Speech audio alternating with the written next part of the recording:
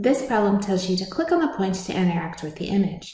So what's going on here is we have a central angle that's in the center, and then we have an inscribed angle that touches the outside of the circle. So what you do is click on either of the points, the one on the right or the one on the left, and you try to make the central angle equal to the one given. So this one says 134, so let's move it to 134.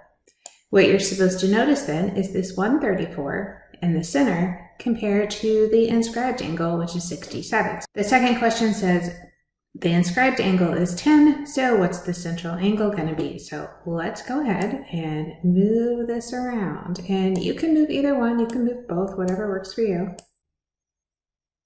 Here it's a little hard to see, but this is 10 degrees as the inscribed, and notice that the central angle is 20. What this is supposed to do is give you a chance to interact with the math and see this relationship between the central angle and the inscribed angle.